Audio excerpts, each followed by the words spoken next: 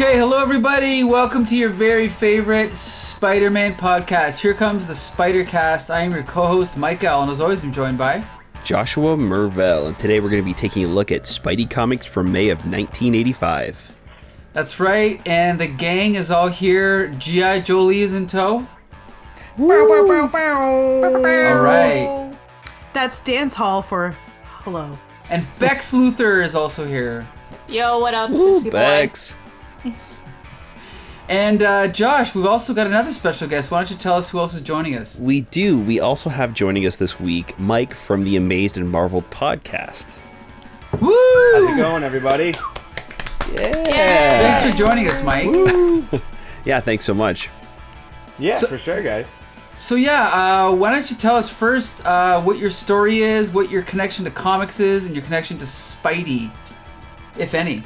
Well, I have ever since, honestly, I kind of, when I turned, how old was I? Like four to six, between 4 and 6, that's when the first Spider-Man film adaptation came out, and ever since then, I played all the Spider-Man video games. I was very much on the adaptation train, but since then, I've definitely delved into some other comics and gotten into like what makes the character who he is. I haven't like completely read a whole lot, but I've read some select issues, and I'm just glad to be here and reading our selection for this week. I'm very stoked to talk about it. So. Well, I'm sure you weren't as stoked after you finished reading them, but we'll talk about that later. Yeah, exactly. But you know, here's one thing about Spidey is every issue is someone's first. So do you remember your first issue of Spider-Man? Ooh, well, I have to say that if there's a comic that is definitely like my first, I got the Birth of Venom collection. Nice. That was it's all in one book. It wasn't like any select issue, but it was just that first like book of the entire like from Secret Wars number 8 on, and that was like from that point I was like hooked on like finding select comics that I really enjoyed. So yeah, Birth of Venom, the whole like collection of that was like my first introduction to Spider-Man in comics. Right. Awesome.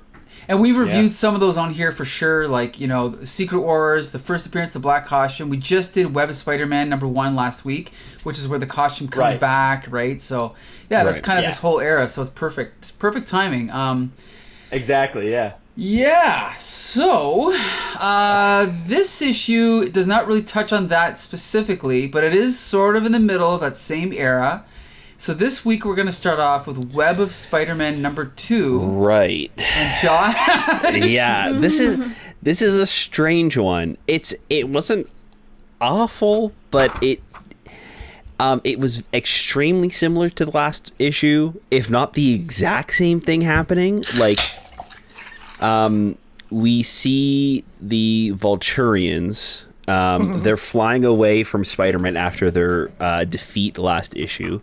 And they were supposed to take him all at once, but one of them went first, and then there wasn't enough of them all together to take him down. So they're in their hideout talking about how they're going to do it this time, and they're playing around with these like blow darts, and it has this like special kind of tranquilizer that's going to take him down. And it took one of the goons down to like one hit. Just fell, and they're gonna have to use a bunch of them on Spider-Man. So after that, we see Spider-Man. He's swinging around New York. He stops somebody from pickpocketing somebody, and he stops and he finally buys that hat from the store that Cannonball showed him. It's like, the hat catalyst. Yeah. Right. Everything goes back to fashion. It really does. Sorry. So then we see him at the Daily Bugle. He's kind of joking around with Robbie Robertson about how he's going to leave to sell pictures to JJ, but then they get reports of the Vulture gang loose again. So he leaves, Vulturians, swings right? his Spider-Man. He tries to drop off the hat at his house, but unfortunately the Vulturians, they stop him, and he's fighting this whole time while trying to save this hat. And the whole goal for the Vulturians is they want to kill Spider-Man in front of Kingpin's mansion, so that way, or his like office buildings, wherever he is, so that way they can prove that they're worthy to be his sidekick.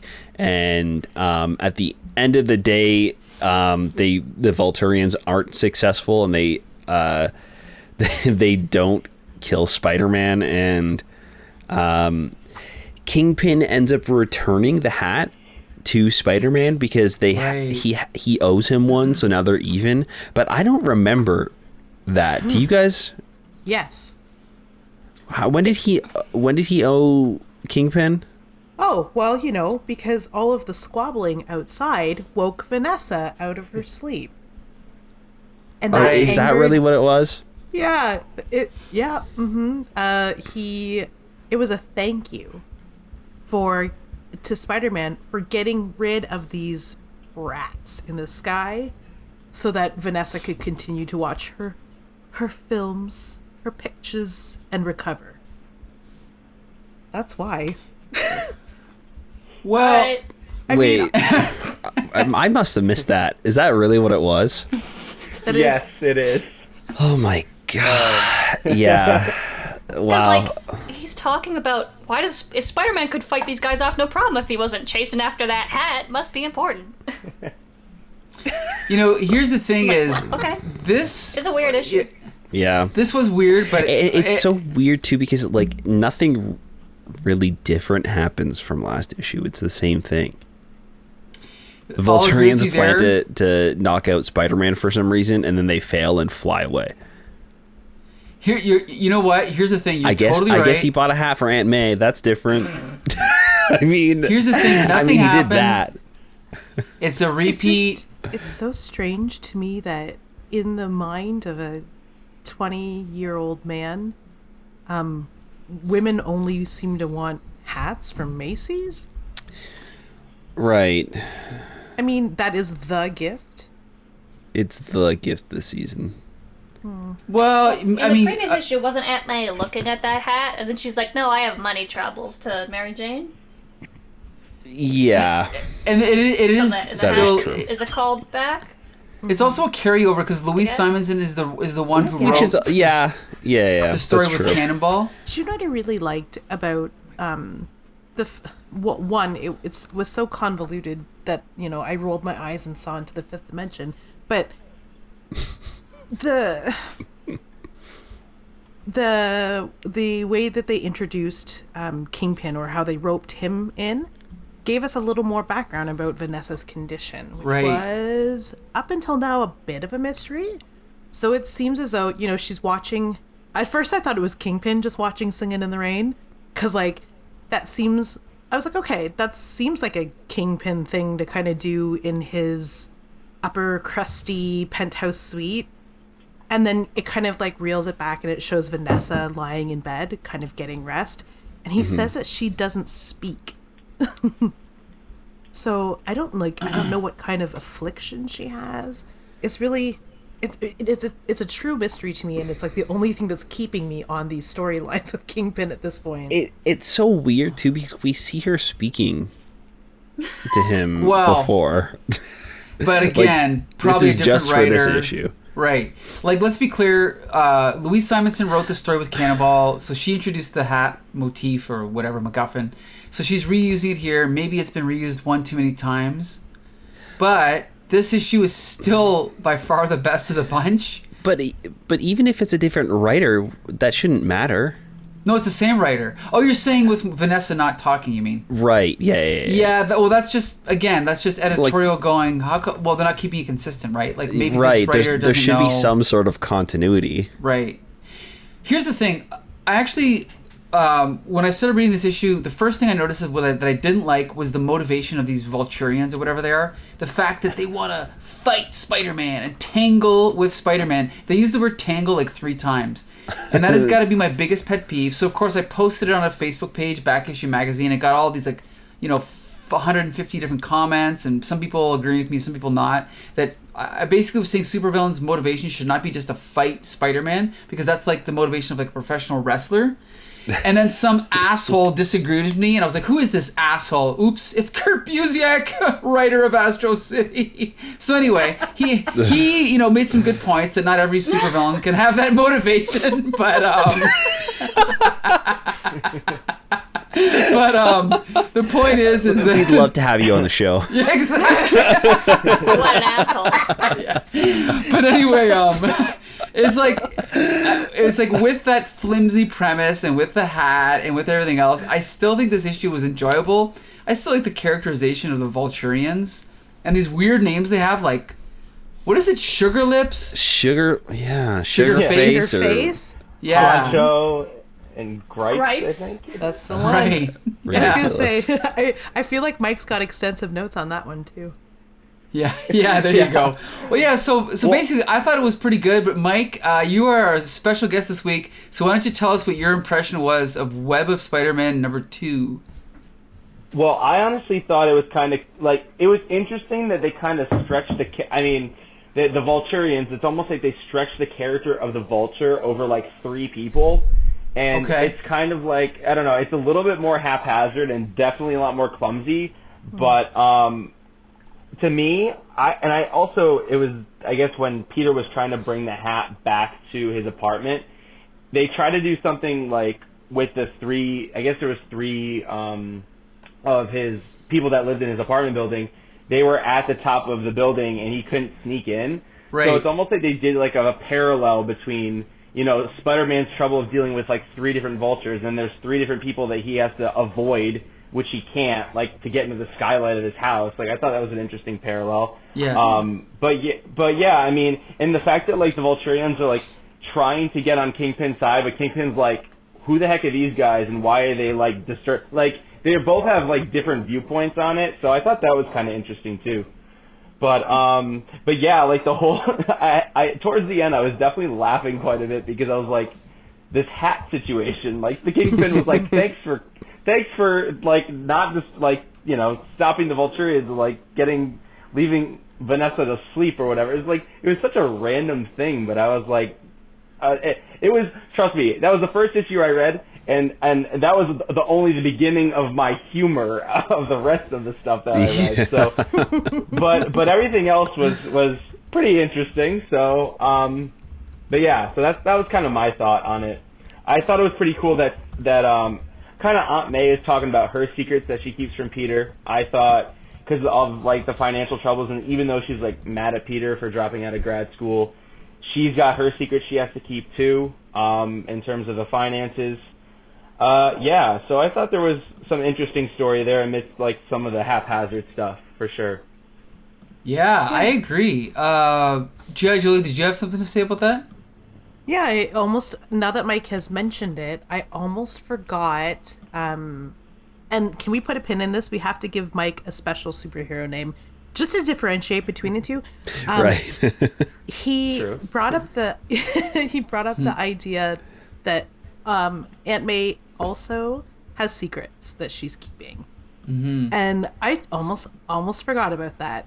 And yeah, it was nice to, as zany as the action was, it was a simple story. Right. It just seemed weird that it was a Spider-Man story. Well, one thing I gotta say though, when reading this, when I got to the end, I really liked the fact that Kingpin gave him back the hat, because I was thinking about it and I was like, okay, that would not happen to Superman, that would not happen to Batman, that would only happen to Spider-Man. Because Spider-Man, he's not Batman wins every fight and Superman's stronger than everybody, but Spider-Man is kind of this pawn in a way, and I mean, I don't want to get into comparisons to really good TV shows, but it almost reminds me of something that would happen on The Wire or something, where like, I don't want to spoil anything, but there's one episode where they attempt to kill this guy, but it's on a Sunday, and because of that, they accidentally almost shoot his mother, and the bad guy feels bad, so they buy the mother a hat, and it's like, it's something that would happen, it's, I don't want to say honor among thieves, but it's like, the Kingpin respects Spider-Man enough to do this, and Spider-Man is kind of caught in the middle of this web of the Kingpin and the Vulturians and blah, blah, blah. And like I said, this would not happen to Batman. Batman would just beat the shit out of everybody, and Superman would just defeat everybody. So I thought that was cool the way it ended, at least. I feel like it would have happened to, like, Tom Welling's Smallville version of Superman, though. Maybe, you're right. I feel like With that... Lex Luthor? Yeah, the depiction of the relationship between him and Lex was a little more like this, too. Right. They were friends. Yeah. Right, you're totally right. And that's what made it great. Bex Luthor, you haven't said much. What do you think of this issue? Well, Jolie just said Tom Welling, so I'm thinking about Tom. I'm thinking about Lana Lang, but anyway. Just reminiscing. No, so... Hilariously enough, my partner actually collects Web of Spider-Man, so, like, I had the physical issues. Ooh, cool. Yeah, wild, eh? Well, he collects them because of the covers, so I hadn't read them yet, so I was like, oh, sick cover, and then I'm like, oh, what? What's happening? And it's always a hat. Like, this is, like, the 5th or 6th time we're talking about hats in Spider-Man. Right. And you even mentioned it was a hat in The Wire, too. Like, it's always a hat. It's true. It's true.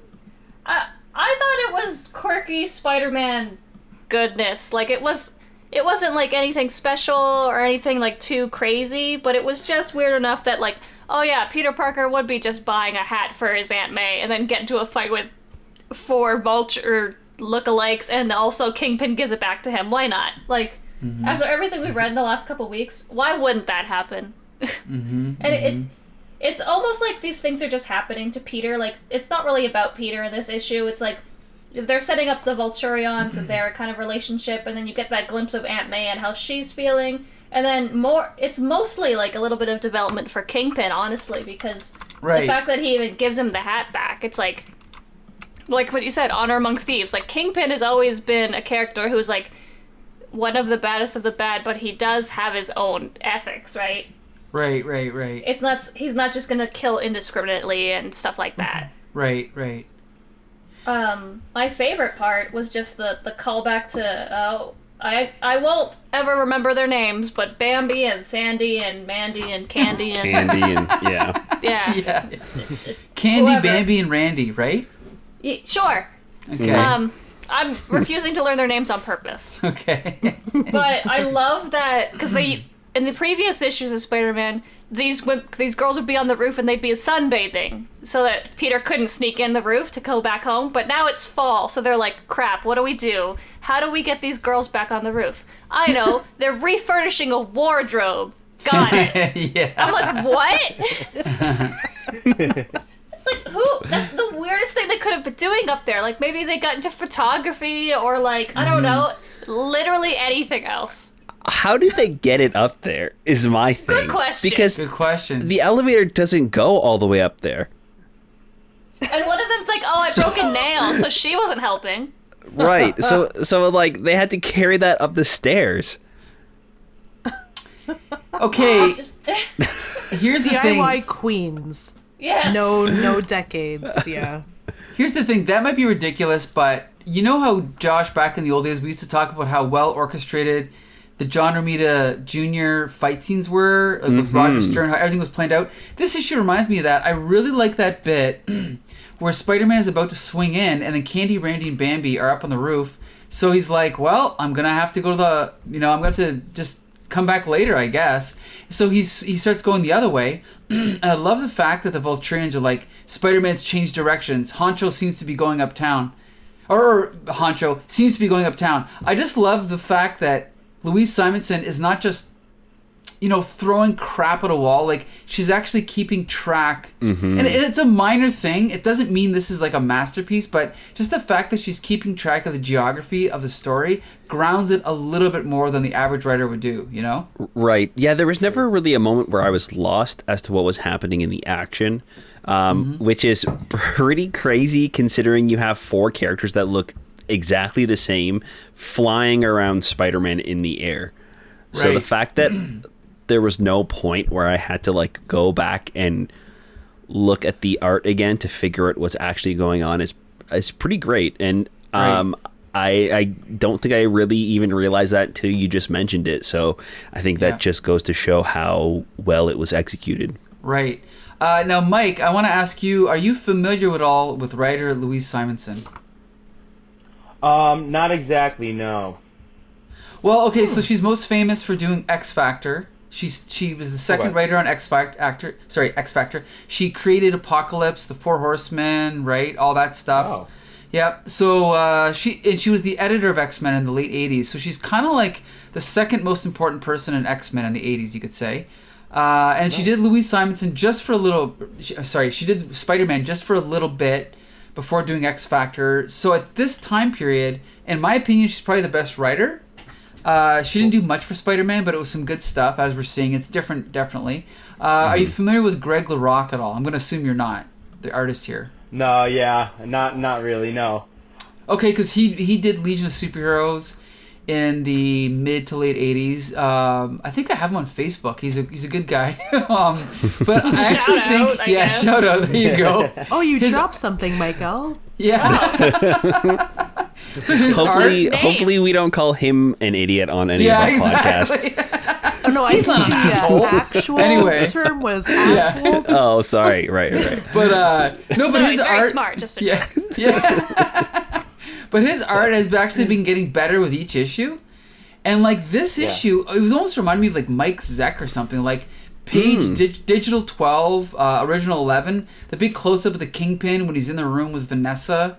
Like big shot of Kingpin, that's really good, Yeah. And then like some of the shots of Spidey swinging around are great. And then even towards the end, I really like on digital page 21 when Spider-Man gets knocked out of the sky and then he lands on the ground. I really like that skinny panel just of his eyes closing, and then it cuts to 2 silent panels of him like knocked unconscious.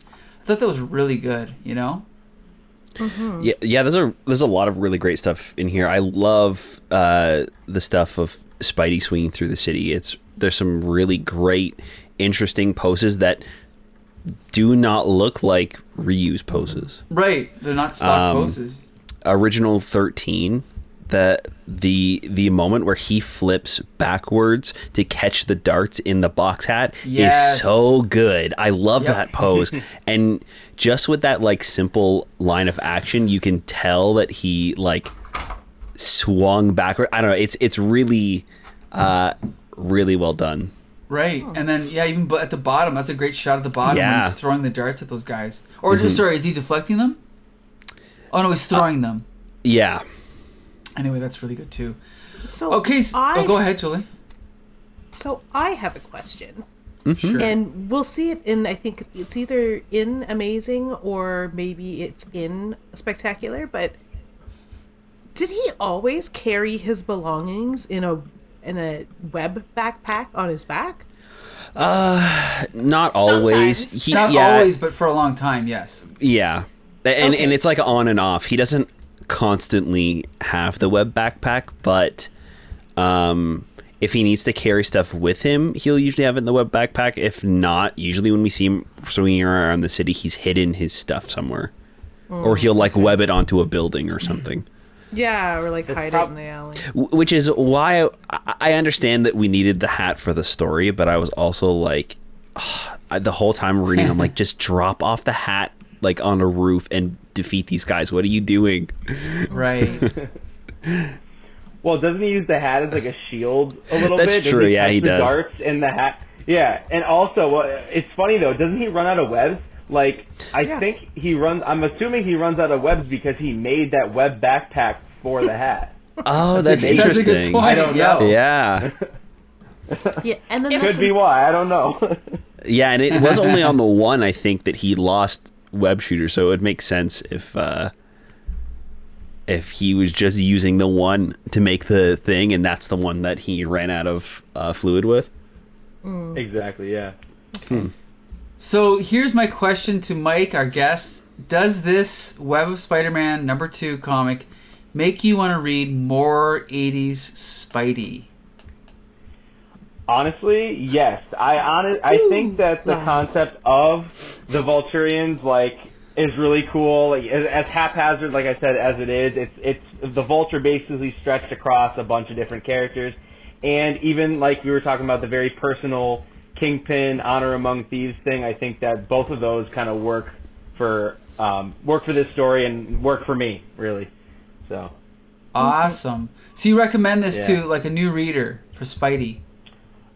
Well, that's the thing. It's like, it's one of those things where I personally wouldn't recommend like an issue like in the middle of anything. I'd probably start with the first one, but yeah, honestly, it's very, it's definitely pretty personal, in terms of like, you know, like I said, the whole Honor Among Thieves thing that you guys were talking about. I think that that's a really interesting, you know, look at how personal Spider-Man is as a hero and his like kind of, I don't want to say supporting cast of characters, but we kind of just get a look at everybody, not just Kingpin and Spider-Man, but we get a look at Aunt May, the Vulturians. We get a look at every single perspective, and I think that's what really makes the Spider-Man stories great. Good point. Yeah. Okay, yeah. Josh, what do you think? Do you recommend this one? Yeah, I think I would recommend this one. It has a nice balance of, like Mike was saying, his like personal life, his supporting cast. Like it's pretty balanced, where a lot of the times it can really be mixed and jumbled up, and as we can see later on in maybe some of the other issues we're going to be talking about, sometimes the characters are just talking and having conversations, and it's just like in one ear out the other, like it just doesn't matter or make sense, or you know. So I think this one was the most fleshed out and the one I enjoyed most for this week, so I would recommend it. Right. G.I. Jolie, what do you think?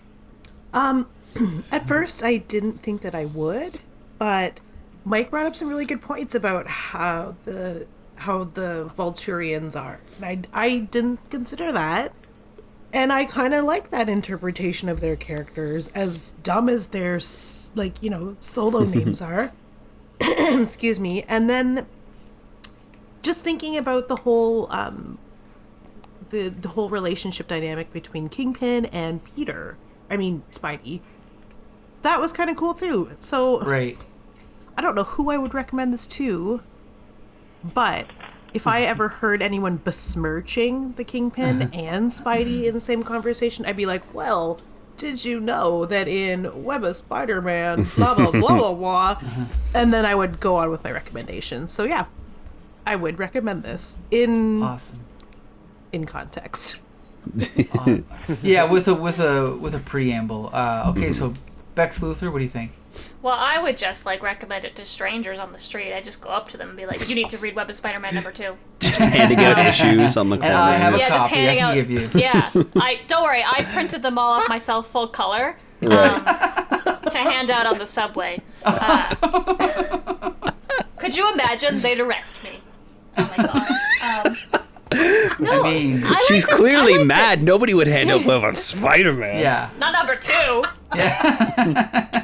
Doesn't even have that cool of a cover. No, I liked it. It's just it's a nice little reminder of everything that's kind of going on right now. Like there was that little bit with Mary Jane and Liz and Harry, and they just had their baby, and just a quick reminder that Mary Jane does know that Peter Parker is Spider-Man. The little thing with Aunt May is nice, and I like the reminder that Spider-Man is the smartest idiot you'll ever meet. Like, sometimes the boy just exudes himbo energy, and I'm here for it. Like, he's like, I'll web the hat to my back. Just put it down. Yeah, I was thinking that too. Yeah, just hide it somewhere and come back for it. Exactly. Yeah. Anyway. Or like, I don't know, like, buy the hat as Spider-Man and or as Peter Parker, and then just walk home. Drop it off. Right. I don't, like, sometimes He's like, oh, I can make web fluid and like do all these cool science things, and then also like just doesn't just go home. Good point. I love Peter Parker so much, and this is just a nice little reminder that he is my himbo dreams. So 10 out of 10, Peter Parker. Woo! Also, this issue had good butts, so that's another good point. Good point. There are a couple that I was adding to the tally that I fought with myself. Should I not screen cap these and send them directly to Becca? Okay. The butts? Yeah, always send me the butts. These Vulture boys, some of them got good butts. They all have good abs. I don't know if that's their suits or not, but...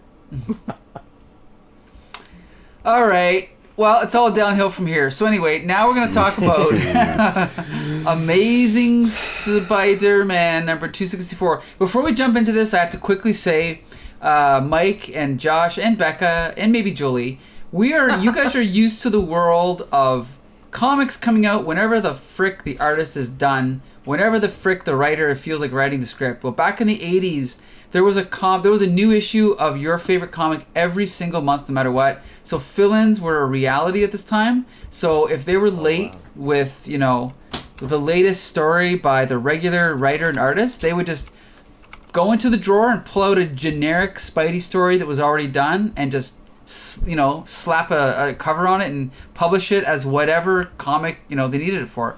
So in this issue, even though Spider-Man is back to, his red and blue costume, as you can see, he's in his black costume here. So this is written by a guy named Craig Anderson he's written like 3 comics. This is one of them. And it's drawn by Paty, who I looked her up. It's actually Paty Cockrum, who's Dave Cockram's wife. Dave Cockrum co-created the X-Men. So she is sort of a veteran artist. But that's all I'm going to say about this, but it's definitely a fill-in, and I believe... Oh, wait a minute. I don't think we have anyone to summarize this one, do we? Was it going to be tag team, Jolie and Becca? I can do it. Yeah. If you want. I'll do it. Okay, you start it off, and if you need help, let us know. Okay, I need help. Okay. So, what are you talking about fill-ins? This guy doesn't come back and is like a main crucial point to the Amazing Spider-Man storyline? I'm like... He does come back. He comes back 30 years later in like the Initiative. But anyway, we'll talk about that later. I hope you're talking about Philmont McGee. Yeah. No, not him. Not him, no. The best part of this story, I love me a good Southerner in the middle of New York. Yeah, good point. Yeah, so we start the issue off, and obviously Peter's in his black suit, and this I'm assuming teenage boy, maybe not, just like starts attacking him on the street, like out of nowhere, and he's just like bright red and yellow. So Peter's like, oh, what? Which fair. And he's like got this thick accent, and whenever they write thick accents, it's always like takes me out of the story so much. But he wants to beat up Spider-Man. So he does, kind of, except he's clearly doesn't know what he's doing. And he keeps talking about how his uncle gave him this suit, and he doesn't really know how to control it, so obviously Spider-Man, who's been doing this for a long time, is easily outmaneuvers him. And then they break the window into an old folks' home? Yes. Glass everywhere, and then Peter gets scolded by the elderly gentleman in the wheelchair with the cowboy hat and the... Philmont McGee. Yeah, Philmont McGee. And then so gets to work sweeping up the glass while there's an unconscious boy on the ground. And then the doctor is an asshole. Yep. Like, sorry, I'm just scrolling down. This all Not only is he an asshole, but he has discovered that Philmont's his insurance has been pulled. He's been declared dead, and so because as a result of him being declared dead, his insurance has been pulled. His insurance pays for his spot in that assisted care facility, wherever they are. Meaning, Philmont is out on his ass. But he's very much alive, and now his ass is going to be homeless. So what does Spider-Man do? But, in his... Right? In his own way, which is very strange, he seems to love to help people who just want to beat down on him. So he's already been forced to sweep up all this glass like a servant, I'm sure that place already has a janitor, but whatever. He's like, no, I'll go down to social services or like the government office. Maybe Mike can let us know what that building's called. I'm sure it's called something different in the United States. But he's like, I'll go down to that office and make sure Philmont all of his paperwork is correct and that he won't be out on the streets, despite him being the crotchety old prospector that he is. So, yeah, that's the crux of the story. Yeah, so then Peter goes down to the office and he flirts with the woman at the window to get the information that he wants, which is just great. And she tells him that he has to go to a different office, so he goes to a different office. Typical bureaucratic nonsense, where he meets another horribly angry man who hates helping people and hates being nice, which is like such a common theme, I guess. But all the women there are like, oh, we can help you, like my uncle's the judge, like don't worry, I'll help you with the paperwork. So then Peter leaves that office, flies off to like some golf course, like resort, meets up with the judge. The judge like, oh yeah, it was just, don't worry about it, I got your paperwork right here. He's all alive. So then Peter's like, well, I guess I'll take this back to, like, there's no faxing in the 80s. It's it's actually a fax machine on the golf course. But it's not even a golf course. It's what is it? I thought it was like what's it called? Like Alcatraz. Cary, I think. But it's not. I don't know. He's just at Alcatraz. Yeah, which is in, of course, San Francisco, but it's not that. But yeah, I thought it was like a prison island, but it's not. I don't know where I got that It from. says Uncle Benny is at the Silver Lake Golf Course on Staten Island. Oh, Staten Island. Okay. Yeah, us Canadians were like, where's that? Yeah. Never heard of it. Mike, have you been to Staten Island? I've hardly been to New York. Okay. Like a handful of times. Gotcha. Okay. Yeah. So then he's got this paperwork and he puts it in his little Peter Parker Spider-Man backpack. And of course, who's there but the guy from the beginning, whose name I can't... Does he have a name? You mean... Red 9, I think. Right, that's the title. Right. I thought it was 9 Ball, but okay, Red 9. Shoot. I think, or it's not, I don't forget, I don't know. He definitely has a Red 9 on him. Red 9 it is. Yeah. So then they get into a tussle because he still wants to beat up Spider-Man, and that makes Spider-Man mad. Spider-Man's actually mad now. And he shoots his backpack, all the paperwork goes flying, and it catches fire on a kebab stand. You know, the ones that just have open flames on the street. Uh-huh. And it pisses Peter off, and he's gonna clobber this guy. And of course, this teenage boy's like, mister, I'm like 5, please don't. And then it didn't matter anyway because he gets the new papers and brings it back, and Philmont McGee lives again. Yeah. Did we miss anything? No. Yes. Okay. Wait, What? hold on. Oh. Spider-Man was parasailing on the back of a boat. Right. Oh, By a that's couple right. of That's teenagers. right. How could I have forgotten that? It was like pinnacle to the plot. Exactly. It's just how wild this one was. I can't stop My thinking about gosh. Philmont McGee's nasty cowboy energy. Like, True. He's got a picture of a horse in his bedroom. No. Multiple pictures. His room is full of horse pictures. Every single framed photo in his bedroom is of a horse. Philmont McGee confirmed horse girl. It's just, I hate Philmont McGee. I honestly, the entire issue, I just couldn't stop thinking about this old man. Right. My note was actually, this was so freaking annoying. What a mess. Yeah. So Red Literal 9 mess. sucks too. Oh God. Like I a usually- lot. I usually like myself a good redhead, but he was terrible. This Yeah, force like a- field made that feel softer than Susie Lou on a Saturday night. Gross. Yeah. Gross. Like, Gross. Susie Lou doesn't talk to you, but... Yeah. Okay, so wait. So let's have Mike. You can give us your first impression of this sucker. What do you think of this issue?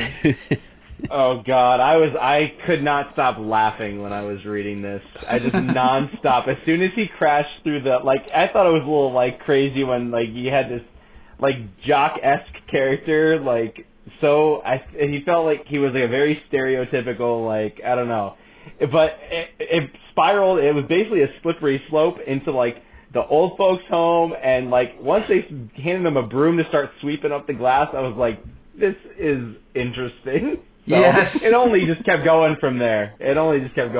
Honestly. I did think it was nice that this story was still like, you know, at the very like minimal, like it was still very personal. I like that whole, you know, he's helping a guy even as crotchety as he is. Right. He's helping him, like, you know, have security in this elderly home, and I think that's very wholesome for sure. And there's a lot of like things between, you know, Spider-Man and Peter, like there's some things that Spider-Man can do that Peter can't. There's some things that Peter can do that Spider-Man can't do. So it's Right. like, Good point. at a very minimalist level, like it's still a reasonably wholesome story, but it's weirdly executed for sure. So. Ooh. Quick question: are you familiar with Dave Cockrum? No.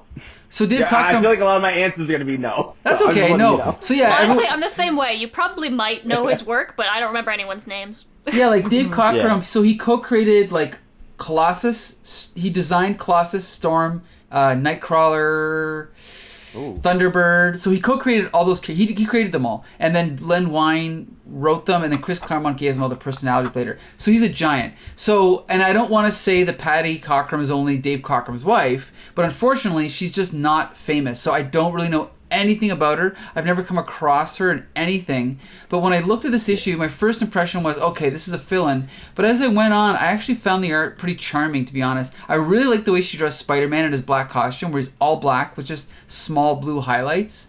And like the close-ups of, Josh, what's the cowboy's name? What's his name again? The guy you hate? McGee? Yeah, Philmont McGee. Philmont Like- McGee? She actually Not does... Philip McGee. Like, this is... She actually... Like, it's awesome, the way she draws him. Every think. wrinkle. Yeah. Every Like, little I actually think the art is wart on really his face. good. I don't know. The art was definitely something different, you know? It's very strange, the art at times, I found. It almost had like an indie comics feel, right? Like, yeah, it didn't feel like felt a cartoony. Marvel comic. right. I will also notice, I don't know if you mentioned this before, but she's only credited as Paty Right. in this issue, which is strange. Oh, well, I looked it up, and apparently that's just like the way she likes to be credited. I don't know if it's like, I'm not sure why, but yeah, that's just the way she likes to be credited, and it's spelled with Probably only one T. because... Oh, sorry. You go ahead, Becca. I was just going to say it's probably because her husband is considered, like, very famous in the comics industry, so she doesn't want her last name to overshadow her work. Right, that's what I was Right. thinking too. Yep. True. So yeah. You know, this issue, it's weird. It's like, I actually saw, again, a recent post where people were like, what is the worst comic ever made? And someone posted this. And I was like, oh, good, I'm going to be reviewing this next week. And I don't put it this way. I don't hate this comic. I can see why other people would think it's like garbage, but it still has, like Mike said, it still has that charm of Peter Parker is still just doing something because it's the right thing to do, you know? And I even though I think, what's his name, Red 9, he's a terrible character, he's annoying as hell, I at least like the motivation of Peter Parker in the story. And I think that's what makes it work for me. I don't think it's great, but I enjoyed it. Jolie, what do you think? Shout out to Paty. Good. Yeah, shout out to Paty for being an awesome artist. Not only are there only horse photos in McGee's bedroom, but right above his bed is a cameo of his darling mother. I'm sure it's his mother. It can only be his mother. There's no way this man got married. No, there's no way. He is a bit of a... He, like Kurt Busiek, is an asshole. No, it just... Okay. one of my favorite movies is Harold and Kumar Go to White Castle. And it's not just because it stars two Asians. It's because the shenanigans are connected. And they're connected in a way that's that is clean. It's executed well. In this episode of Spider-Man, it's like the hijinks ensue, but there's no... it's just out of control. Mm-hmm. There's no rhyme or reason for things happening. There is a rhyme or reason, but it's very sloppily put together. Right. The only thing that wasn't confusing for me was the fact that he was still in his blue costume. Black, I mean. Right, black. From the last issue, he was still wearing it from the last issue, so this is the black costume that Felicity or Black Cat has made for him. He's been wearing it since... Felicia, yeah. Felicia. I keep calling her Felicity. I think I'm thinking about Cary Russell a lot, but that's neither here nor there. She was also played by Felicity Jones in Amazing Spider-Man 2. Yeah, I was going to say, she was, yeah. Yeah. Maybe Oh yeah, everyone remember that.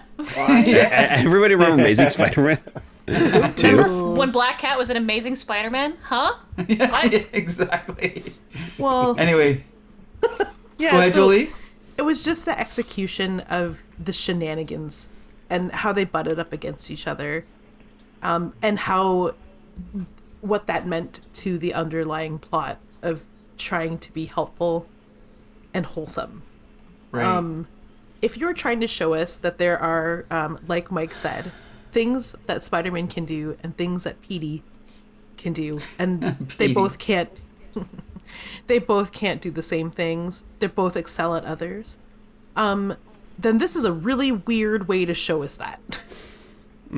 Right. Then in a state's office, in a line, in like like a government building. Like, it's just... Yeah, I think that they show it. It's just, I don't think the story is satisfying enough for it to be, like, a great example of it. Yeah. You know what I mean? Like, it's like, yeah, I see the duality of it, but it kind of sucks still. Yeah, and like, it's so mundane, the activity of buying a hat for your grandmother. And it came up when he was helping, or at least when Cannonball was buying a hat for his family. One of his grandmother, his mother, who knows? His mom, I think. Yeah, it comes up again. Spidey buying a hat. I didn't think that I would long for the days / hours ago when Spidey was just simply buying a hat at a department store. Uh-huh. Like, I should be excited that he is in the, I almost said Detroit River, like, paragliding. Right. I should be excited about that, but I'm not.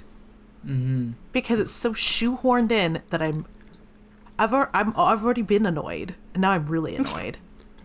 So no, I won't be recommending this anyway.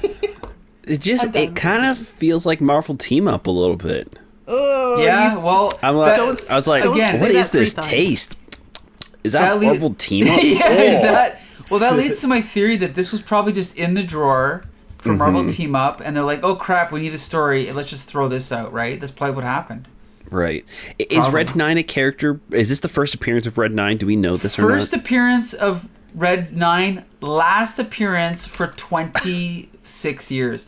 He shows up again, like I said, after Civil War. I think he's in one issue of Avengers and the Initiative or something. So obviously, somebody who grew up reading this story was like, I can't wait till I work at Marvel Comics so I can get Red 9 back into, a story again. and he did it, Well, I do want to point out that Red 9 is in the Spider-Man Unlimited mobile game. What? Wow. Which is an endless runner game, and it has such memorable characters as Steve, who is Red 9's uncle. No. That's crazy. I never knew that. I like the list of characters that are in this endless runner are ridiculous. Santa Claus is mentioned. Nice. I'm just going down the list. All those your favorite Spider-Man characters. So this seems like its own episode altogether. I would love to talk about this. Yes. Just this. Well, I'll download this 2014 Endless Runner on our iOS, Android devices. Ooh, also on the Windows Phone. Oh no. Just for the record, so yeah, Red 9 does appear in Avengers: The Initiative number 8, and that's his last appearance. So he only makes 2. So if you have this issue, you have half of all of his appearances. How does he get his powers again? It's a suit Uncle Steve made from NASA. Cool. Yeah. So here's the thing. This issue is pretty much, in a way, crap. But I do appreciate it for its, I guess the word is naivete. Is that how you pronounce it? Is there any French people here? Yeah. So we're all Canadian except for one of us. Yeah, that's true. Mike, by the way, how do you pronounce your last name? Guimond, but I'm sure you guys have your way of pronouncing it, and rightfully so, because I'm 3/4 French Canadian. So I knew it. Yeah. What? I could tell. Yes. Yeah. Me too. Don't ask me to speak any French. Yeah, me neither. Yeah, no, me neither. I got me a grade 9 French credit. Same. Okay, wait. Who knows, Jolie? You probably speak French the best out of all of us, right? Oui. That means yes. I know do. that one. I think it's pronounced Guimond. Yeah. That's how I would pronounce it too. Yeah. Guimond. Yeah, that's how I've heard it. Yeah. Interesting. I saw that last and I was like, wait, he's American? I did not. Okay. Okay. There could be French Americans. There are. So I don't know. We've gotten sidetracked a little bit. Yeah, where was I going with that? I have no idea. Yeah, I just can't wait to get back to talking about Red 9. Oh yeah, okay, so Red 9. So anyway, my point is I don't recommend this issue. I don't recommend it, but I also don't. What's the opposite of recommending? I don't even know what it is. Burning I'm not in gonna a pile. recommend. I don't know. I'm not going to persuade, but I'm also not going to dissuade anyone from reading this. It's not terrible. I don't know. Right. It had charm. Mike, what do you think?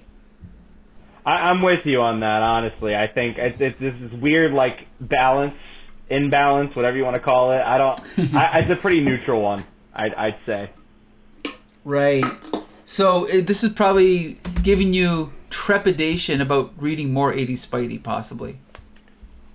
Well, I mean, I know that not every definitely not every issue's made equal. So, like, I mean, it'd probably be one that, like you said it, like, and like I was saying too, it's got its charm, but it's like, okay, well, I wonder what's gonna happen next time, you know? So it's like it's all a part of the mixed bag, I guess, if you will, of like you said, whether they're pulling out of the drawer or they're putting a lot of effort into a lot of different things, a lot of the moving parts of what makes Spider-Man great. So, yeah, so it's one of those things where it's definitely neutral, but it definitely wouldn't keep me from reading on, especially 80s. Honestly, like I dig the era in general, so I think that so far what I've read between the two, it's like, and nothing has turned me off completely.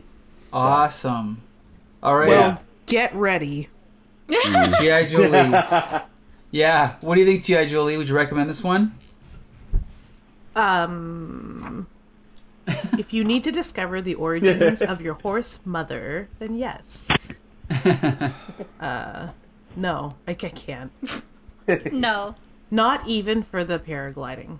Really? Not even for the, I'm sure, realistic portrayal of government workers. You have all types of office folk. You know what? I can't. I don't need, I'm trying to, like, think of things to say to make this seem better, and nothing is happening. It just spins all the way back around to this was horse shit. Crap. It was not good. Shit. I'm sorry. Okay, Joshua Mervell. This is the only appearance of Pops McGee. You recommend it? Okay, I would recommend it Philmont. for the goof, because Philmont is in it, and there's just a lot of like goofy stuff that happens. I don't think that there's enough good things in this issue for me to recommend it to anybody. But I will say, I think that this issue proves that you don't need to read everything in Spider-Man. Unless you specifically want to go out and read every single issue of Spider-Man, this is not something that you do need to pick up. This is issue 264 in the Amazing Spider-Man run. You do not need to start at number 1 and catch up to current comics to understand what's happening. You can come in at any time and jump in and enjoy a comic, or you can jump in at any time and not enjoy a comic. You did not need any prior information to know what's happening here. It was bad. You know, I don't know why this whole time I'm thinking like this is why you shouldn't have to go back and read every single issue of Amazing Spider-Man. It's this one. Yeah, and or you can be like me and buy it and then sell it and then vow never to read it again and then review it 20 years later on a podcast, right? Right. But Bex Luthor... You sold your issue of Amazing Spider-Man 264, the first appearance of Red 9? I could have made a button of Philmont McGee. Yeah, you could have. You could have. No more, though. Josh was saying, like, this just proves that you don't have to restart at number 1. It's like, and I'm like, well, why did we? It proves that you have to start off at 264. Yeah. Fair. There's some great butts, so shout out to that. I will, like, Black Suit Spider-Man. Shout out to the butts. You don't have to define his butt with the blue highlights, but she did because she's an American treasure. Yep. And she knows what the people want. They want Spider-Man's tight butt. I'm pretty sure I yelled that loud enough that my neighbors probably heard me say that, so I gotta talk to them. But I want to say, like, as ridiculous and as dumb as it kind of was, I really enjoyed it. It was, like, so dumb and so stupid, but it was still like, oh yeah, Peter would do that. He would sweep up for an old man, and he would go stand in the line at the DMV for somebody, like, because he's kind of a nerd that way. I thought it was charming, and obviously, like, Philmont McGee is a treasure, and just the art, something that I really was drawn to is that if you put every single one of these characters next to each other, you could tell who they were. None of them look the same. Good point. None of them is just generic man with black hair, generic man with red hair. Like, they all have different facial features. Even the women look different, and nobody does that. Like, yep. Good point. Most artists have 2 types of women, ugly and cute. Like, yep. I just... So I was, like, appreciative of that. I was like, oh, I like it. Also, I'm just like, now I'm like in a loop of Spider-Man Unlimited, and they were advertising that you could collect 200 plus characters from the Spider-Man universe. Characters like Venom, Spider-Gwen, Red 9. The top 3. What's one of them? Like, come on. You got Ben Reilly, the Iron Spider armor. Could you imagine, like, playing this game for, like, 400 hours? You put money into this app, you unlock Mysterio. I finally did it. You get Miles Morales. And then you spend, like, $200 to open up a freaking gift box, and it's Red 9. So this issue's awesome, you're saying? No. Okay. Hot garbage. All right. But if anyone likes hot garbage, it's me. Yes. Because I, too, am hot garbage. All hail our resident trash queen. Trash queen. Mm-hmm. May she live and reign forever. Yeah, maybe don't read it. Yeah. Yo, guys, I just found out. I just found out something. Sony's gonna make a Red 9 spin-off movie. Oh my god! We did it, guys! We did it! I hope so. They own the character. we dug up. It was Amy Pascal's leaked emails, and right up there with the Aunt May spin-off movie is Red 9. Awesome. Exactly. Can't wait. It's just like a short of him going up to a girl in high school and her going, ew, and then that's it. Roll credits. Oh my gosh. Oh, shoot. So yeah. Spencer Smythe's in this game. Sorry. No, so it's funny because, so we all enjoyed that one, even though it was kind of crappy. I don't know if we enjoyed the next one. I don't know. I don't think I did. But, geez, this is the one I have to summarize. Oh, my God. I just read it, like, yesterday. I don't remember anything that happened. Jeez. So again, this feels like an issue of Marvel Team Up left over from the archives that they just put out. This is Spider-Man and Killer Shrike, okay, who we saw a couple months back, I think, in Marvel Team Up, right, Josh? Yes, we did. I'm pretty sure we did. And it's funny because the first 2 comics we reviewed, again, Vulturians want to tangle with Spidey, and Red 9 wants to tangle with Spidey, and Killer Shrike, well, he's robbing a bank, so that's a little bit better. But he basically, so Killer Shrike robs a bank, and then he goes back home, and then we get this weird, okay, this issue is freaking weird, okay? It's got this if I can try and follow this, it's got this subplot with this other character, this couple breaking up, and basically this girl dumps her boyfriend, and he's all down on himself, and then we cut over to Spidey hanging out with Harry and Liz, and he takes the subway, no, it's a bus, and then he meets this girl named, what is her name? Donna. He meets this beautiful blonde named Donna. They really connect on the bus. Huh? Sorry. Okay. And so then they're driving back home and everything's all good to go. You know, he gets off the bus, he says goodbye to her, and then she gets mowed down by a car. I don't know why we're all laughing, but it is kind of ridiculous. It's just, of course she does. Sudden. I wasn't expecting it. I'm sitting in bed. It's like 10 p.m. I'm like, I'll finish it up tonight. I'm just scrolling, and then she gets like plowed by a car. I burst out laughing. Maybe it was not Felicia that got the bad luck powers, and it is in fact Peter Parker who received the bad luck powers. Right. Every single woman that he's come in contact with, dead, crazy, mowed down by car. Yes. So yeah, she Just gets the blondes. She gets mowed down, but she still looks pretty laying on the ground. The only thing missing is like a line of dialogue of him like, wow, things are really starting to look up for Peter Parker. Yeah, there you go. You know what I mean? Like, it's just... oh. Everything's turning up Parker. And then boom, she gets hit by the car. Yeah. So then Spider-Man is like, now I must get revenge, right? So Peter Parker turns into Spider-Man, and he's trying to track down the guy that mowed her down. And of course he catches up to the guy, and he rips the roof of the car off the car and pulls him out of the car while it's still running, and I'm assuming still in drive. And of course, this guy's drunk, so he wants to punch him in the face, but he feels stupid. So here's the thing. Instead of like webbing him up or like whatever, bringing him to the cop station, he's like, what he's got to face when he sobers up is worse than anything I could dish out to him. I'll tell the police where to pick him up. Then I have to find out how Donna is. So he just leaves him. He just leaves him in the car. Yeah. Which is ridiculous. You're assuming a lot about this guy's moral compass. He was already driving drunk and hit a woman and didn't stop. I don't think he's gonna care. Right, exactly.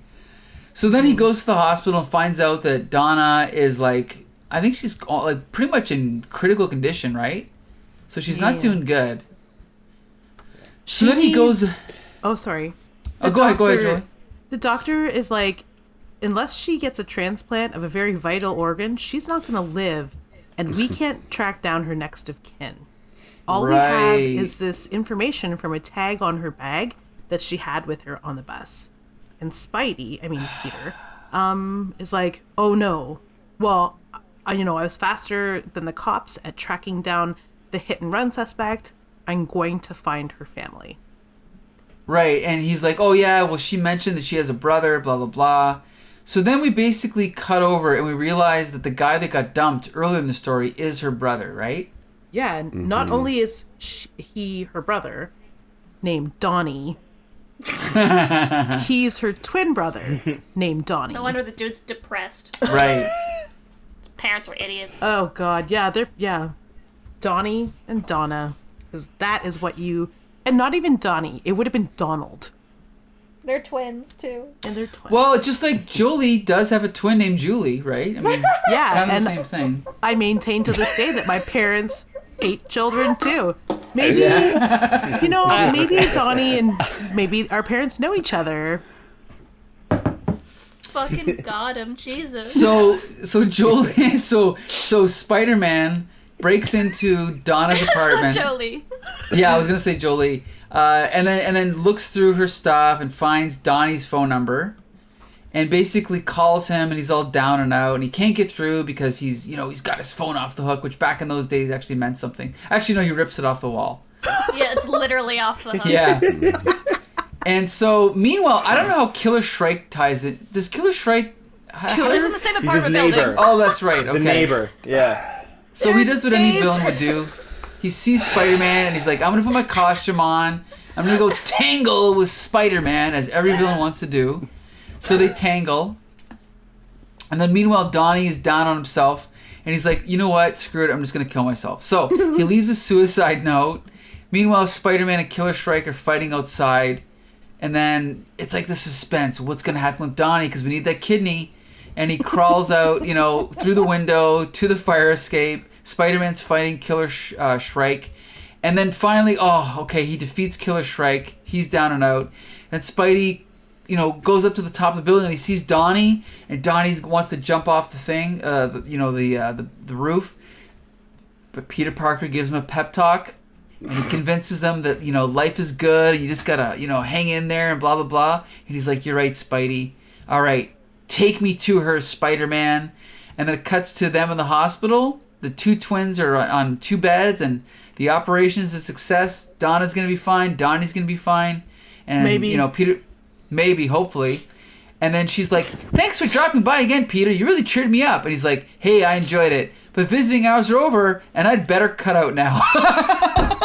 So he just leaves. I got a bounce. Yeah, exactly. Look at the time. Yeah. Yikes. And we never see Donna again. And the end. That's the end of the story. Oh, boy. Can I talk about this one first? Go ahead, Please. Becca. I just want to say that I suffer from depression and anxiety, and what a bunch of, speaking of horse shit, Yeah. holy crap. Yeah. Read this one. I haven't been offended by a Spider-Man comic in a long time, because I'm like, it's just Spider-Man in the 80s, they didn't know any better. And this is like, no, don't kill yourself, your sister needs a kidney. After that, kill yourself. Yeah. What? God. Oh. I have a lot of feelings. So, Killer Shrike, pretty cool ponytail. Yes. Didn't need to be in this issue at no point. No. The most But also nothing needed to happen. the most boring villain. I just don't care. Right. I look at him and I'm like, who cares? That's the first thing that comes up in my mind. Just who cares? I don't like his stupid ponytail. I don't like his weird bird car logo on his chest. It's an eagle. What's he like? What's his plan? I He don't robs know. a bank to get money so that bigger villains can see that he's good at robbing banks and hire him to rob banks for them. Hey, I don't care. Just like the Vulturians, yeah. I don't care. I don't care about this guy. Why is he in here? Wouldn't it be more impactful if it was just a story about Spider-Man dealing with this and trying to save somebody that he might have an interest in? Did we need to have this dude blasting him? Did it add anything to the story? Did the story add anything to the story? Yeah. I guess at least it was trying to say something. What was Shrike doing? Who cares? Wow, Josh. That's all I can say. Be careful. If we're talking about bad Spider-Man comics, at least the previous one we were reading had personality. At least it was Right. Yeah. I will true. remember the garbage that happened in that one because it was memorable garbage. This is just garbage. Right. Folks, I fell asleep twice reading this comic. I promise you, I actually fell asleep twice reading this comic book. The thing is we read fill-ins. If you remember, I think it was a week or two ago. I think Becca, you were with us when we reviewed the one where the photo cover, right? Where someone took a photo. I remember that one. And it's that was an interesting premise, but it kind of shows you the right way to do a fill-in. Mm-hmm. And this is the wrong way to do a fill-in. If you're going to do a fill-in, okay, fine. A girl gets run over by a car, that's fine. She needs a kidney, maybe. Sure. But the brother being also suicidal, but then Spider-Man talks him down in like 2 panels, and then Killer Shrike, it's just why? Why have all this crap just thrown together? None of it gels, none of it, right? None of it, like why try to tell this story when it's a fill-in? It just doesn't make any sense to me. Mike, our fellow French-American, let's hear from you. What do you think of this issue? What's your impression? I hope we haven't scared you off. No way. I think honestly, I do think that this one, I like the whole concept that, like, you know, everybody's in close quarters, like it's a small world a little bit, and that, like, I mean, it's still kind of oddly convenient that Killer Shrike and Donnie live in the same apartment building. Yeah. But I honestly went in with the impression that Killer Shrike was her brother. I don't know why I thought that. Yeah, I feel like it probably would have been too. an interesting story. That would have been way better. Yeah. Yeah, honestly, I feel like it would have been better, but it was kind of like, and I dig the whole, like, the end, especially the end. I mean, it was definitely, a lot of it was very random. I like the whole race against time thing about having to save Donnie. But, like, again, with the execution of how everything, you know, happened and just, I don't know, the portrayal of it, it was very, like, you know, like you were saying, it's kind of like, I don't know, it wasn't as good. It definitely was not memorable garbage, for sure. It was very just garbage. So. Right. You are allowed to like garbage, especially here, because if you weren't, then Mike would never ask me ever to talk about anything. So don't ever be ashamed to be like, oh, I liked it if nobody else does, because that's literally all I do. I'm with it. No, honestly, like it had some moments of merit, but like it was kind of dull to me, honestly. This one. Mm-hmm. Yeah, I mean, okay, now here's the thing. Let's talk about the creators really quick. Cary Burkett has written a couple issues of Marvel Team Up that we all hated. We all agree on that. Mm-hmm. But the art is actually by Larry Lieber. Does anyone know who Larry Lieber is? I don't know, but I bet you're going to tell us. He is none other than the brother of Stanley Lieber, a.k.a. Stanley. Oh, see, I knew the last name from somewhere. Right. Like... So Larry Lieber was actually in, you know, part of the Marvel Comics family since the very, very beginning. But, you know, he's kind of like the... unfortunately, obviously, he was never as big as Stan Lee. He was never as good a writer as Stan Lee. He was never as good as an artist as Jack Kirby or John Buscema. So he was kind of just always there. And I kind of feel bad for him because, like, Stan Lee never talks about him. He doesn't mention him. He doesn't thank him. But he was always there. He was always around. You know, I think he drew, like, the first appearance of Iron Man, or he helped or something. Or maybe it was Thor. But anyway, so his art is not great. It's not terrible, but I can see, you know, it has kind of a classic Silver Age feel. Does anyone have any other thoughts about the art? He draws Spider-Man cool and nothing else. That's my opinion. Interesting. Everything else is kind of a little bit of a jarbled mess, but all the Spider-Man poses are cool, and I like when he draws Spider-Man. You know, it's actually funny because he drew the Spider-Man daily comic strip for like 20 years, so maybe that's why. He has practice drawing Spider-Man, yeah. Mm-hmm. I was Otherwise, say kind that of I actually unremarkable. really liked his art. Oh, cool. Yeah, I liked it too. There was also times where I thought that there was just too much dialogue happening and it was covering up the art. And again, that's not a problem with the art itself. It's just I would have liked to have seen more of it, just because a lot of it was just I thought like narration that didn't necessarily need to be there. Okay. We could let the art talk for itself sometimes. Right, which is the problem, which is the fault of the writer, right? Cary Burkett? Yes. Ooh. It's so funny because no one asked, but I'm going to say it. Other than the actual dialogue being very strange at some points, like when the girlfriend is breaking up with Donnie, that was a little melodramatic. The 8-panel soliloquy that Donnie gives us while he's contemplating murdering himself, that was a little melodramatic. And then you read that Cary Burkett was a BFA mate, like he performed off-Broadway in New York. It's like, oh, we have a theater kid writing Spider-Man. It all makes sense. And part of me, I know you all hated it, thought it was garbage, but part of me kind of liked the story. Ooh. Yeah. Really? Well, there was so much venom in Josh's voice. I just was like, wow, he's coming for my gig where I hate everything. I better watch it. But I really enjoyed this story. I don't know why. Probably because it was so... Probably because it had so much weird heart in it. And I am a product of daytime soap opera watchers. So it felt very daytime soap opera-y to me. Where they had like really weird interconnected character plots that shouldn't work but do. Mm-hmm. And fantastical elements like Killer Shrike and his ponytail, they kind of put those in, and it's like you don't, you kind of dismiss them. Like there's witches in As the World Turns, but okay, cool, there's witches. Like you don't think about it because you're so embroiled in what's happening. Like it just played out like a soap opera plot to me. Right. Or an arc, I should say, yeah.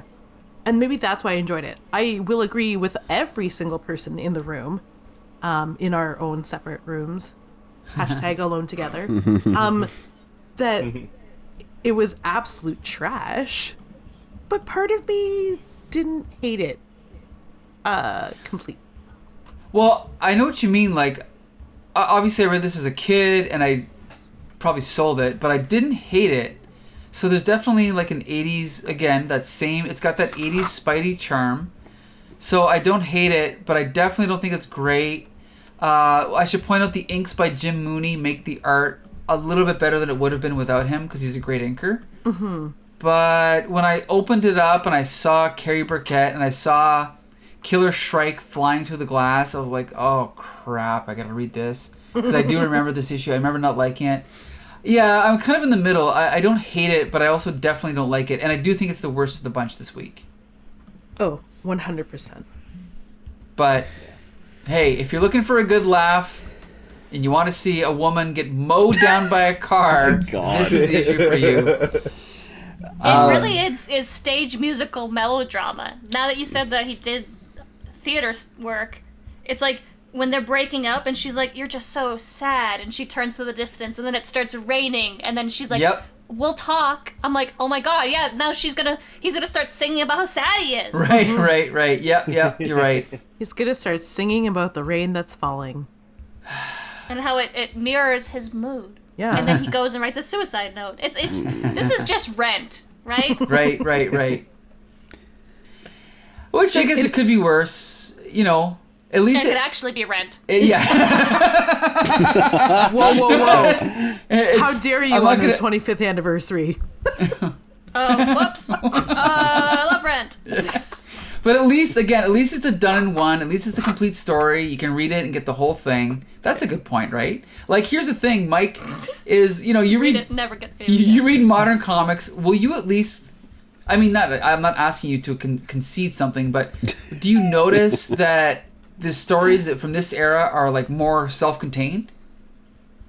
Yeah, no, definitely. I do think that, like, I think the whole, I do like the one-off situation, because it to me, anyway, it like, and me personally, being a person who doesn't like frequently read comics, I do think like it's nice to not have to like keep track of like a bunch of different issues. I like the fact that, you know, some issues can be just a one and done, and you don't have to worry about, oh, did you read this one? Did you read that one? Like, it's nice to have it. I definitely think that being a story being contained in just one is nice, especially if it's a very well done one. So, I mean, if anything, like, this experience, like, even just reading all three of these, and like, which is something I've never like really, I don't know, I don't want to say discipline myself to do, but like, honestly, like, after reading the three that I read, I kind of want to search for more, even just at a random, and just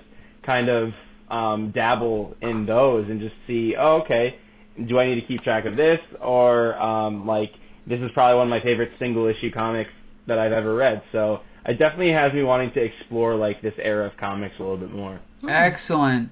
Well, if you're looking for recommendations, we can always send some your way because we have read all the 80s Spidey, well, most of them, and we can give some, eras that are good, that are better than others for sure.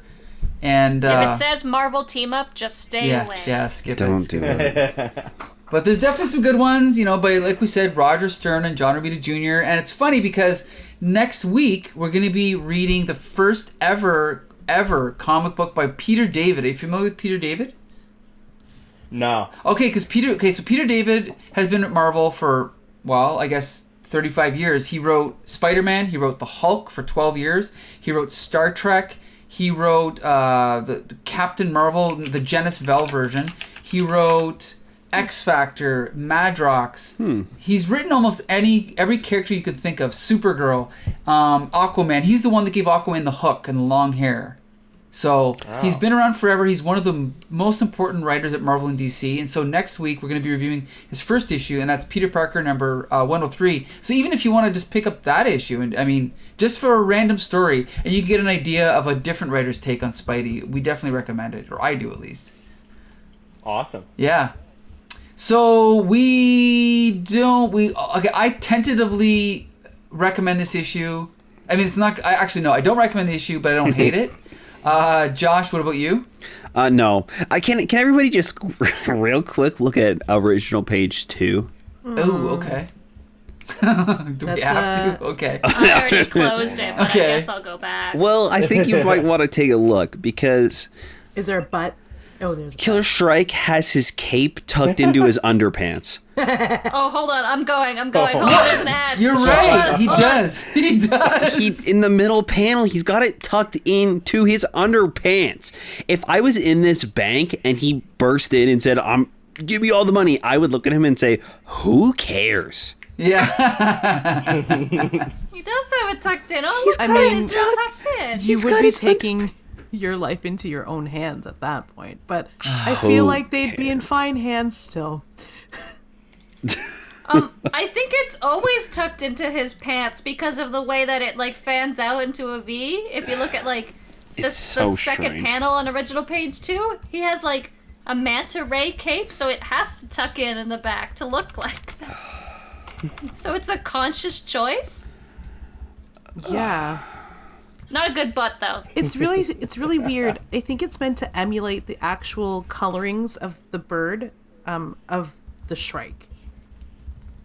Oh my That's a bird? god, it's a carnivorous bird? Whoa.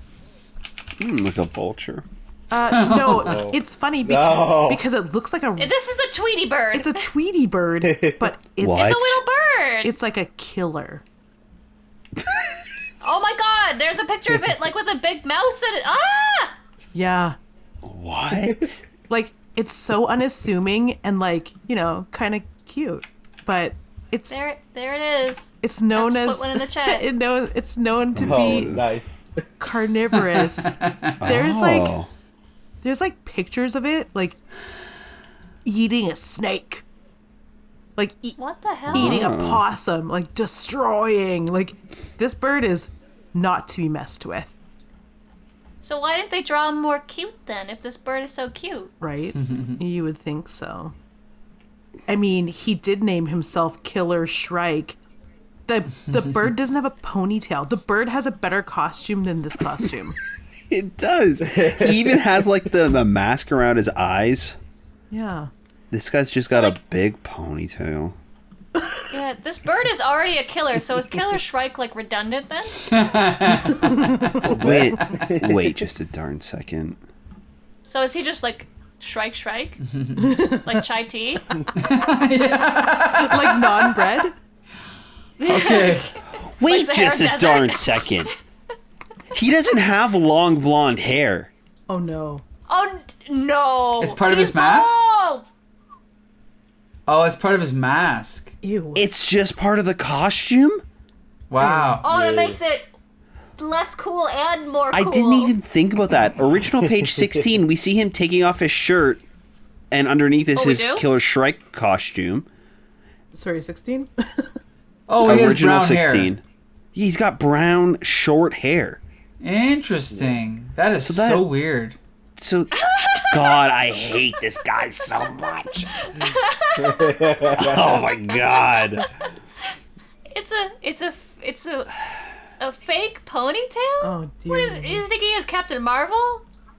Yeah, you know what? It's inconsistent because in the comic, it looks like it's made of like material, but if you look at the cover, it's by John Byrne. It looks like just big, thick, flowing hair. Yeah. So, yeah. Maybe he's one of these lower classifications of Shrike, a.k.a. typical Shrike. The lesser Shrike. Sorry, you were saying? Learning a lot about birds today. Mm-hmm. So... they're polyamorous.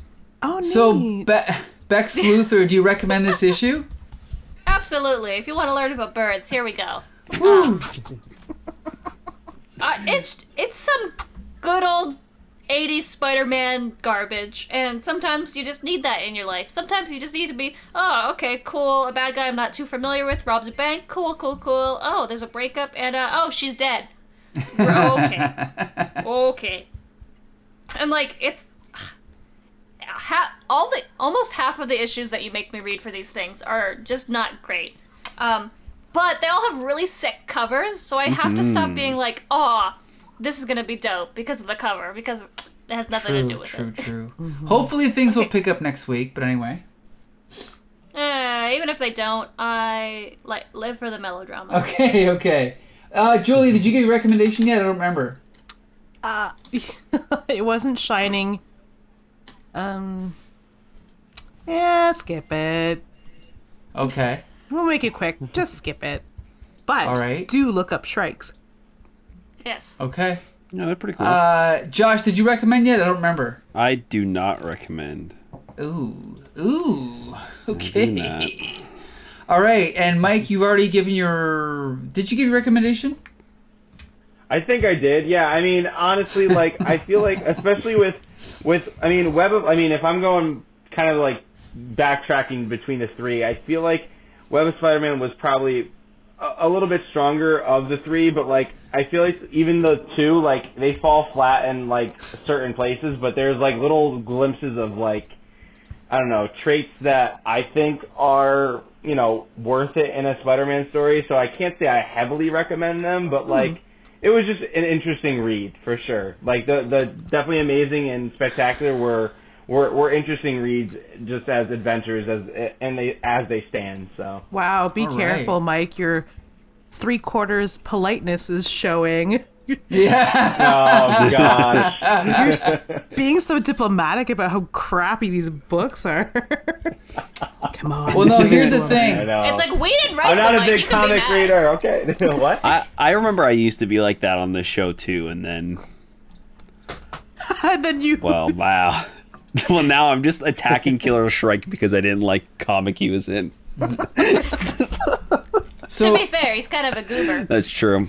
so here's the thing, Mike. I'm also a very novice comic reader, so Yeah, like very, you're not... like, yeah. I'm not very well versed. So Sorry. Well, it's just that like... this is the ones we Yeah, give you. when I read these Yeah. comics as a kid, I thought, oh my god, this is T.S. Eliot. Like, this is literature. It's all good. I love it all. You knew who T.S. Eliot was when you were a kid? No, I just, in my head, I'm like, I know Yeah, that this is They this is wrote the the highest Spider-Man. caliber. Yeah, there you go, didn't he? So, yeah, you know what? We'd love to have you back again, and I guarantee the next time you come on, we'll have a better batch of comics for you for sure, if you're interested. oh yeah, definitely. Awesome. So why don't you tell us about your podcast, where we can find it, what's it about? Yeah. Well, okay, so Amazed, it's called before I kind of changed the name around a little bit. It's originally the Amazed and Marveled podcast, but I have it like kind of down to Amazed and Marveled podcast. It's basically, I've been following everything going on with the MCU since January. I didn't really backtrack and kind of look at everything that's happened the last 10 plus years, but I just been keeping up with the most recent like WandaVision episodes. I kind of do a little bit of research, like just like this. Like I kind of had myself read a few, I think both runs of the Vision and Scarlet Witch comics, and I kind of pulled from those what I thought might be, you know, like a couple weeks before the series came out, I looked at those. I looked at the Marvel Studios Legends episodes. So I try to do a deep dive into a lot of the content that we get and try to get as much as at least what I might think might happen. And I've had one of my fellow coworkers at work, actually, I've been, you know, having him on. We watched the premiere, like, not at 3 a.m., but like at about like 7 in the morning Eastern Standard Time, and we just do like a review, whether we're like watching and reacting to it. I think this Friday we're gonna try to like react as we go, kind of pausing WandaVision and like kind of just making the most of the finale, just because once it's over, and it's, you know, we're gonna have to wait a little bit longer, not too long, for more MCU content. But yeah, just try to do deep dives into the MCU stuff and try to get, you know, some sort of authentic take on where it might go, and yeah. Very cool. So yeah, I mean, we'll include this in our post, but if you're just listening, it's tell me if I'm wrong, but it's anchor.fm / Amazed Marvel Amazed Marveled Podcast. Yeah. Okay, and the title is Amazed and Marveled Podcast. There you go. Yeah, exactly. All right. Yeah, I just found it by searching Amazed and Marveled on my Spotify app. So just like our show, you can find it by searching just that. Or you can even search on Twitter for @AmazedMarvelPod. You'll find them there too. Yeah. Sweet. Exactly. All right. Well, we'd like to thank you again for joining us, Mike. It was really great that you could call in from, where is it again? East Hartford? Yeah, East Hartford, Connecticut. Yep. Awesome. Yes. And we'll definitely have you on again. It was great having you. Mm-hmm. Thank you for having me. Yeah, I appreciate for sure. it. All right. And we want to thank G.I. Jolie and Bex Luther for joining us. Very welcome. You don't have to. We also want to... we want to I make... accept money. That's a gift. And next week, we're going to be reviewing Web of Spider-Man number 3, featuring the return of the Vulturians again. Mm-hmm. Amazing Spider-Man featuring the return of the Black Fox again. Right. And Peter Parker, the Spectacular Spider-Man number 103, featuring the first ever comic book written by Peter David. Right. So be sure to join us. And Josh, you can take it from here. We also want to thank you guys so much for listening to the podcast. It really helps when you leave us a review over on Apple Podcast, or you can drop us a line on Twitter at HCTSpidercast. Please let us know what you guys think about the issues we're talking about and the podcast itself. We really want to keep that comics conversation going. That's right. So until next Monday, Spider Friends, assemble. Go away. Go for it!